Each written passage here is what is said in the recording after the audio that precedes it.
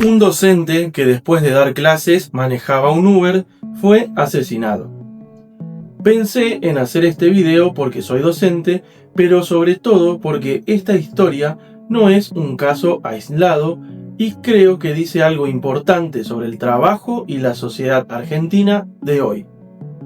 Podríamos simplemente quedarnos con la noticia policial, pero hay una pregunta más incómoda. ¿Por qué un docente necesita manejar un Uber?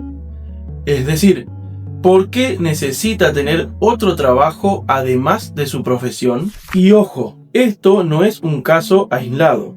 En Argentina y en muchos lugares del mundo, ser docente ya no alcanza. Muchos tienen 2, 3 trabajos, corren de una escuela a otra, lo que se llama un docente taxi, y aún así no llegan. Entonces, el problema ante un hecho aberrante como este no es solo la inseguridad. El problema es más profundo. Salarios bajos, jornadas fragmentadas, más requerimientos que antes, planificaciones, informes, reuniones y cada vez menos tiempo. Pero hay un dato concreto que ayuda a entender esto.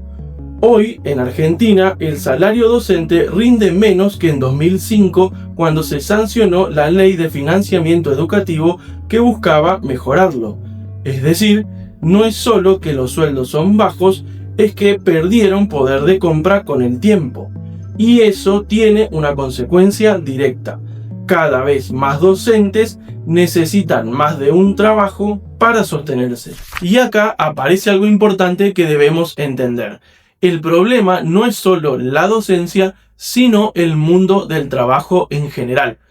Hoy en día, tener un trabajo ya no garantiza estabilidad, ni ingresos suficientes, ni reconocimiento, a veces ni siquiera sentido.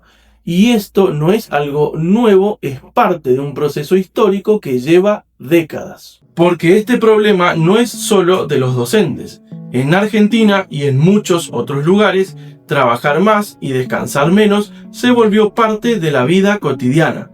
Cada vez más personas viven situaciones de agotamiento constante, estrés y cansancio acumulado. El burnout ya no es una excepción. En este contexto de deterioro de las condiciones generales del trabajo, la educación, la escuela y la docencia cambian significativamente. El problema entonces no empieza en la escuela, empieza en la sociedad. Hasta los años 70, la Argentina tenía niveles de pobreza y desocupación bajos. Hoy, alrededor de 4 de cada 10 personas son pobres. En los 90, el desempleo llegó a superar el 15%, y aunque después bajó, el problema no desapareció y sigue siendo una cuestión social de primer orden. En las últimas décadas, entonces, lo que creció fue otra cosa. El trabajo inestable, informal, el trabajo que no alcanza.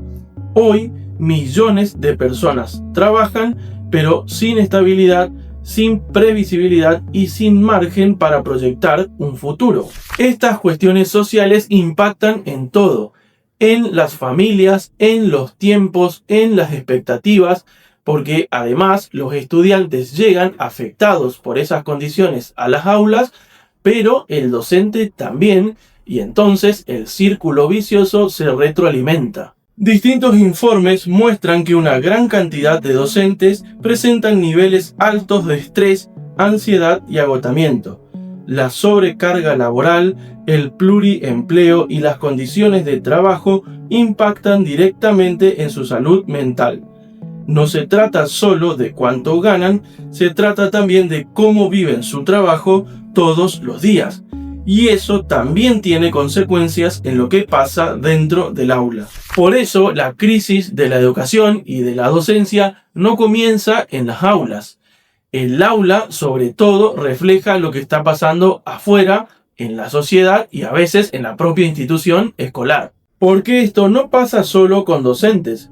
Me refiero a esto de correr de un trabajo a otro, de estar todo el día afuera, de trabajar muchas horas y aún así no llegar. Le pasa a cada vez más personas.